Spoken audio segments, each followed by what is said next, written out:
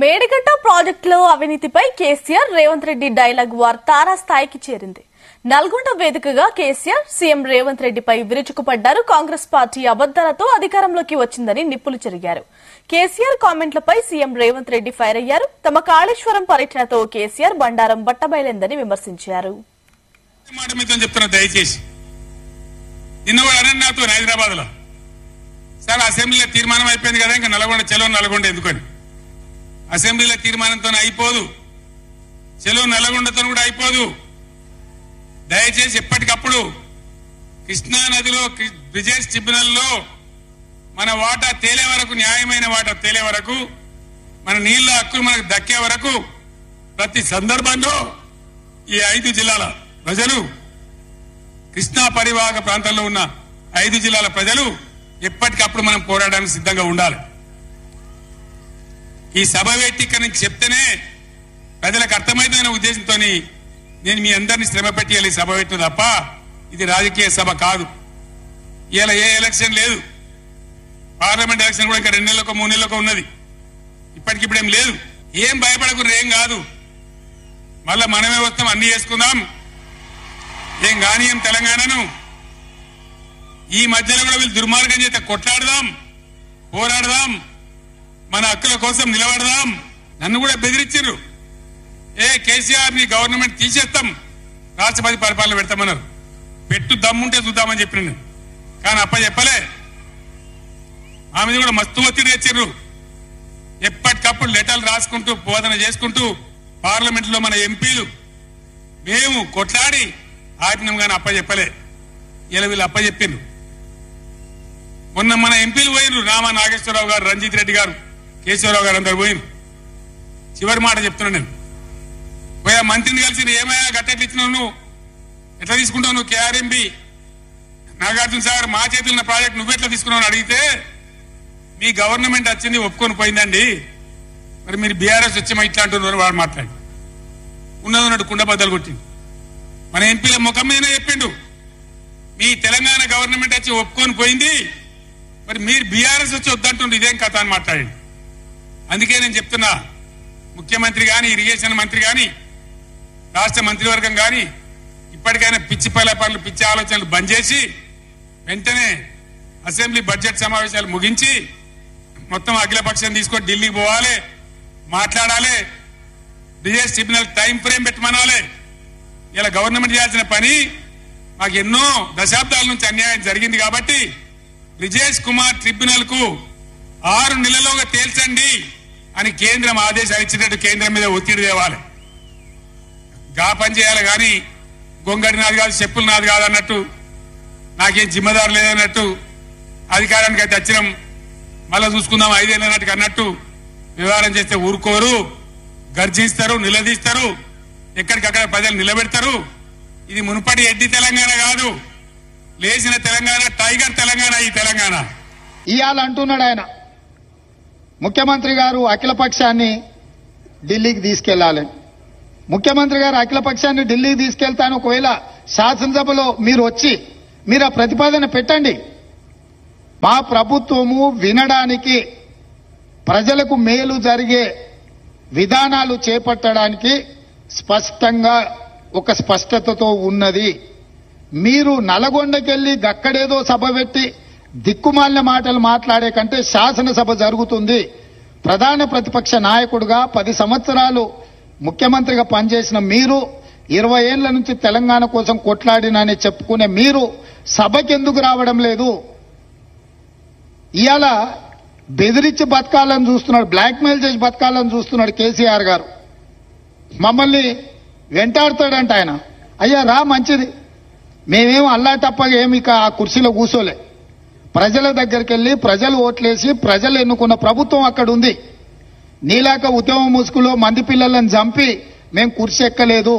చచ్చిపోయిన కుటుంబాలను ఆదుకుంటూ మేము ఇవాళ ప్రభుత్వాన్ని ఏర్పాటు చేసినాము.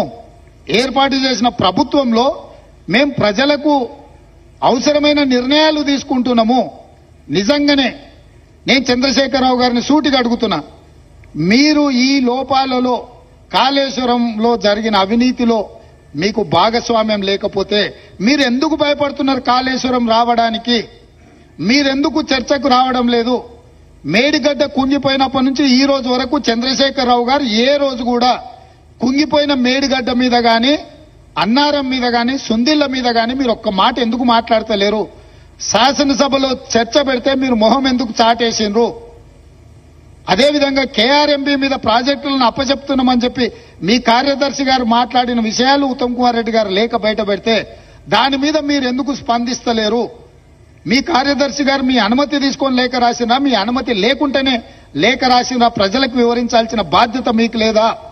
ఈ రోజు కాళేశ్వరం అవినీతి మీద చర్చ జరిగినప్పుడు ఈ అవినీతి గురించి చర్చ జరగకుండా ఉండాలి అని, ఈ సమస్యను తప్పుదోవ పట్టించాలని ఈ రోజు మీరు నల్గొండలో మీటింగ్ పెట్టినరు.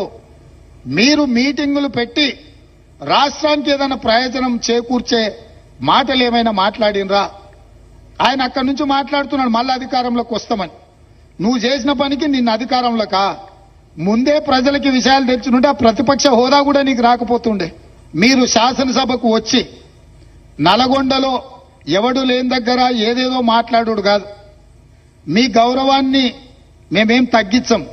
ప్రధాన ప్రతిపక్ష నాయకుడిగా సభలో మీరు తెలంగాణ సమాజానికి ప్రయోజనం చేకూర్చే ఏ సూచనలు ఇచ్చినా ఈ ప్రభుత్వం వినడానికి సిద్ధంగా ఉంది. రేపు ఉదయం సభకు రాండి దయచేసి. ప్రత్యేకమైన ఎట్లాగూ శ్వేతపత్రం సాగునీటి ప్రాజెక్టుల మీద ఉత్తమ్ కుమార్ రెడ్డి గారు ప్రవేశపెట్టబోతున్నారు. చర్చలో పాల్గొనండి. మీరు సూచనలు ఇవ్వండి. ప్రతిపక్ష పార్టీ నాయకుడిగా మీ బాధ్యతల్ని నెరవేర్చండి. మీ స్వార్థం, మీ అధికారం కోసం కాకుండా ప్రజల కోసం ఒక్క క్షణమైన ఆలోచన చేయమని నేను అడుగుతున్నా. నేను మొన్న కూడా చెప్పిన, ఈ రోజు చెప్తున్నా, కృష్ణానది జలాలు కేంద్ర ప్రభుత్వానికి అప్పచెప్పడంలో ఏనుగు పోయింది, తోక మాత్రమే మిగిలింది. ఇప్పుడు ఆ తోక పట్టుకొని ఏనుగును గుంజే ప్రయత్నం మా ప్రభుత్వం చేస్తుంది. అన్ని పాపాలకు నువ్వే కారణం. నువ్వే అప్పచెప్పినావు, అప్పచెప్పడానికి నిధులు పెట్టినావు, బడ్జెట్ ఆమోదింపజేసినావు. అప్పచెప్పడానికి అవసరమైన రాష్ట్ర ప్రభుత్వం అఖిల పక్షాన్ని ఢిల్లీకి తీసుకువెళ్లి కృష్ణా జలాలు పరిరక్షించాలని డిమాండ్ చేశారు మాజీ సీఎం కేసీఆర్. నల్గొండ సభలో మాట్లాడిన కేసీఆర్ తాము 10 ఏళ్లలో ఏనాడు కృష్ణా ప్రాజెక్టులు కేఆర్ఎంబీకి అప్పగించలేదన్నారు. దీనిపై బ్రిజేష్ కుమార్ ట్రైబ్యునల్ వెంటనే టైం ఫ్రేమ్ పెట్టేలా కేంద్రంపై ఒత్తిడి తీసుకురావాలన్నారు. అసెంబ్లీలో తీర్మానంతో పనైపోయలేదన్నారు కేసీఆర్.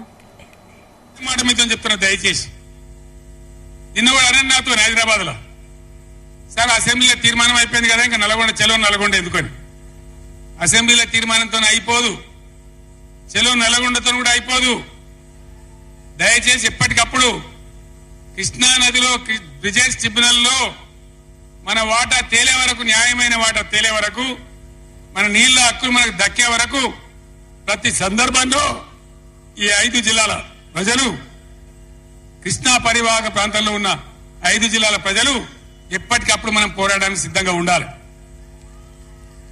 ఈ సభ వేదిక నుంచి చెప్తేనే ప్రజలకు అర్థమైందనే ఉద్దేశంతో నేను మీ అందరినీ శ్రమ పెట్టాలి సభ పెట్టు తప్ప ఇది రాజకీయ సభ కాదు.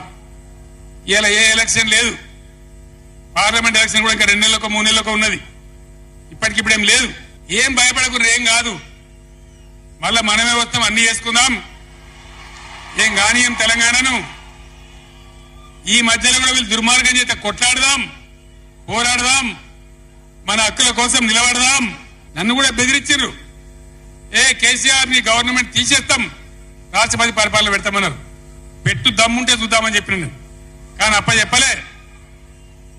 ఆ మీద కూడా మస్తు ఒత్తిడి తెచ్చారు. ఎప్పటికప్పుడు లెటర్లు రాసుకుంటూ బోధన చేసుకుంటూ పార్లమెంట్ లో మన ఎంపీలు మేము కొట్లాడి ఆపినాం, కానీ అప్ప చెప్పలే. ఇలా వీళ్ళు అప్ప చెప్పిండ్రు. మొన్న మన ఎంపీలు పోయినరు, రామా నాగేశ్వరరావు గారు, రంజిత్ రెడ్డి గారు, కేశవరావు గారు అందరు పోయినరు. చివరి మాట చెప్తున్నాను నేను. పోయా మంత్రిని కలిసి ఏమయ్యా గట్టెట్లు ఇచ్చినావు, నువ్వు ఎట్లా తీసుకుంటావు నువ్వు కేఆర్ఎంబీ? నాగార్జున సాగర్ మా చేతున్న ప్రాజెక్ట్ నువ్వెట్లా తీసుకున్నావు అని అడిగితే మీ గవర్నమెంట్ వచ్చింది ఒప్పుకొని పోయిందండి, మరి మీరు బీఆర్ఎస్ వచ్చి ఇట్లా అంటున్నారు వాడు మాట్లాడి ఉన్నదన్నట్టు కుండ బద్దలు కొట్టింది. మన ఎంపీల ముఖం మీదనే చెప్పిండు, మీ తెలంగాణ గవర్నమెంట్ వచ్చి ఒప్పుకొని పోయింది, మరి మీరు బీఆర్ఎస్ వచ్చి వద్దంటుండ్రు, ఇదేం కథ అని మాట్లాడండి.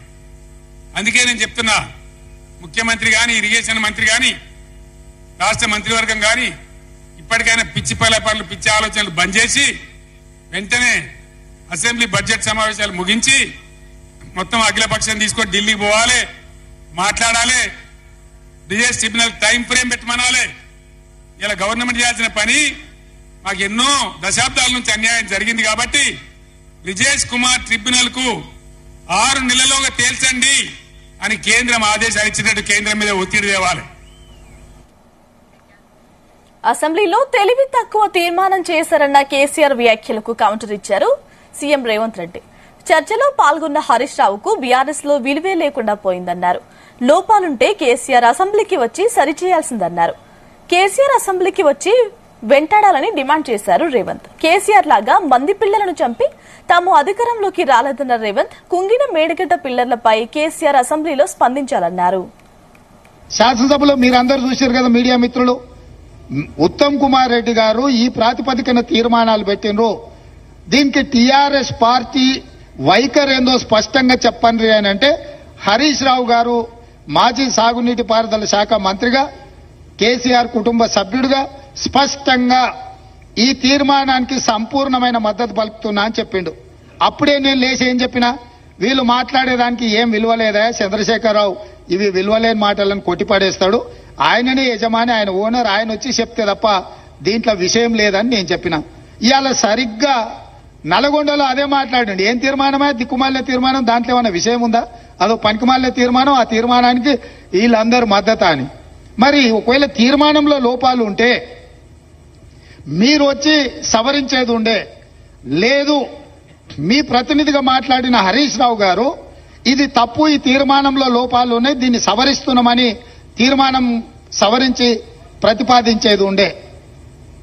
నేను చెప్పింది చెప్పినట్టుగా హరీష్ రావు గారు లాంటి వాళ్ళకి ఆ పార్టీలో విలువ లేదు, వాళ్ళ మాటల పట్ల విశ్వాసం లేదు, అందుకే చంద్రశేఖర్ రావాలని మేము అడిగినాము, మీరు రాలేదు. ఇవాళ అంటున్నాడు ఆయన, ముఖ్యమంత్రి గారు అఖిలపక్షాన్ని ఢిల్లీకి తీసుకెళ్లాలని. ముఖ్యమంత్రి గారు అఖిలపక్షాన్ని ఢిల్లీకి తీసుకెళ్తాను, ఒకవేళ శాసనసభలో మీరు వచ్చి మీరు ఆ ప్రతిపాదన పెట్టండి.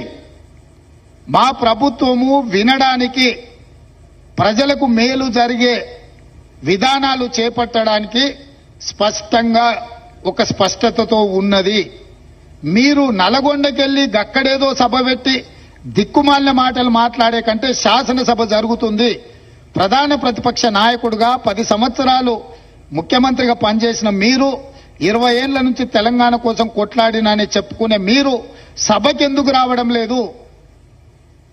ఇవాళ బెదిరించి బతకాలని చూస్తున్నాడు, బ్లాక్మెయిల్ చేసి బతకాలని చూస్తున్నాడు కేసీఆర్ గారు. మమ్మల్ని వెంటాడుతాడంట ఆయన. అయ్యా రా, మంచిది, మేమేం అల్లా తప్పగా ఏమి ఇక ఆ కుర్చీలో కూర్చోలే. ప్రజల దగ్గరికి వెళ్లి ప్రజలు ఓట్లేసి ప్రజలు ఎన్నుకున్న ప్రభుత్వం అక్కడ ఉంది. నీలాక ఉద్యమ ముసుగులో మంది పిల్లలను చంపి మేము కుర్చీ ఎక్కలేదు. చచ్చిపోయిన కుటుంబాలను ఆదుకుంటూ మేము ఇవాళ ప్రభుత్వాన్ని ఏర్పాటు చేసినాము. ఏర్పాటు చేసిన ప్రభుత్వంలో మేము ప్రజలకు అవసరమైన నిర్ణయాలు తీసుకుంటున్నాము. నిజంగానే నేను చంద్రశేఖరరావు గారిని సూటిగా అడుగుతున్నా, మీరు ఈ లోపాలలో కాళేశ్వరంలో జరిగిన అవినీతిలో మీకు భాగస్వామ్యం లేకపోతే మీరు ఎందుకు భయపడుతున్నారు కాళేశ్వరం రావడానికి? మీరెందుకు చర్చకు రావడం లేదు? మేడిగడ్డ కుంగిపోయినప్పటి నుంచి ఈ రోజు వరకు చంద్రశేఖరరావు గారు ఏ రోజు కూడా కుంగిపోయిన మేడిగడ్డ మీద గాని, అన్నారం మీద గాని, సుందిళ్ల మీద గాని మీరు ఒక్క మాట ఎందుకు మాట్లాడతలేరు? శాసనసభలో ప్రజాస్వామ్యాన్ని కాంగ్రెస్ ప్రభుత్వం అపహాస్యం చేస్తోందని మండిపడ్డారు బీఆర్ఎస్ నేత హరీష్ రావు. కాళేశ్వరంపై కాంగ్రెస్ ప్రభుత్వం అనవసర రాద్ధాంతం చేస్తోందన్నారు. ఈ ప్రాజెక్టులో అవినీతి జరిగిందని బీఆర్ఎస్ ప్రభుత్వంపై బురద జల్లే ప్రయత్నం చేస్తోందన్నారు. కాళేశ్వరం ప్రాజెక్టు రైతులకు చాలా మేలు జరిగిందని అది కనిపించడం లేదా అంటూ ప్రశ్నించారు హరీష్ రావు. ఎల్ఏ మినిస్టర్ గారు, ఇంకొక వైపు ముఖ్యమంత్రి గారు మాట్లాడడం, మరి వారు మాట్లాడిన తర్వాత ప్రధాన ప్రతిపక్షానికి మైక్ ఇవ్వమంటే మైక్ ఇవ్వకుండా సభను వాయిదా వేసుకున్నటువంటి తీరు, ఇది పూర్తిగా ప్రజాస్వామ్య విలువలను మంటగల్పే విధంగా ఉంది. అంటే ప్రజాస్వామ్యంలో ఎప్పుడైనా ప్రతిపక్షానికి అవకాశం ఇస్తారు, ప్రతిపక్షం మాట వినకుండా సభ జరగదు.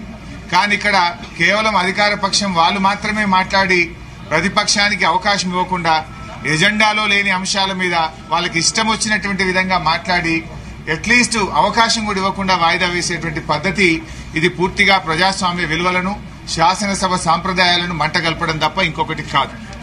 అయితే ఈరోజు కాళేశ్వరం ప్రాజెక్టు మేడిగడ్డ పర్యటన పెట్టి ఏదో గత ప్రభుత్వం మీద బురద జల్లాలనేటువంటి ప్రయత్నం వాళ్ళు చేస్తా ఉన్నారు.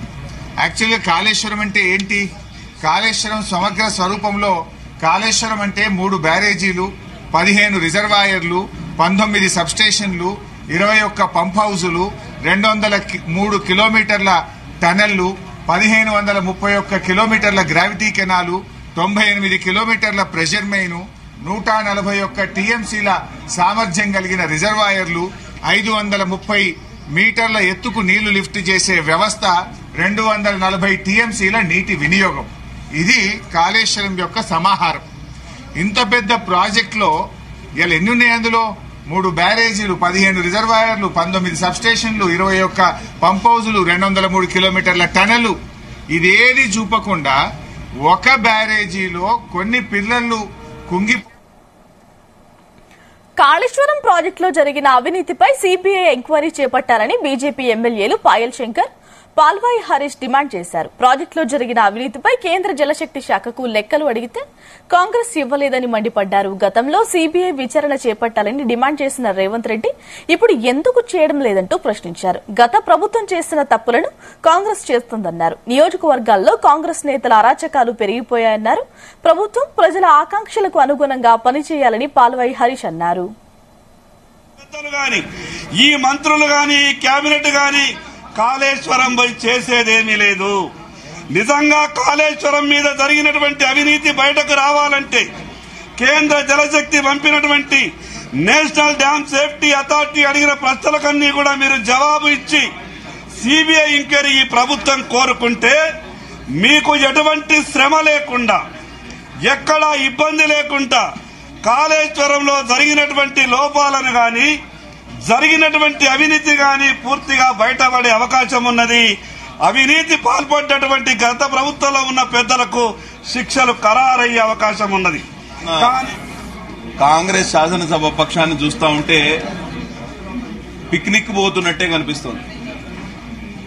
వీళ్ళు కేవలం గతంలో అధికారం చేపట్టిన బీఆర్ఎస్ పార్టీని తూలనాడడానికి వాళ్ళు ఫెయిల్ అయినరు అనే విషయాన్ని తెలియజెప్పడానికి ప్రయత్నం చేస్తున్నారనేది మనకు అర్థమైంది.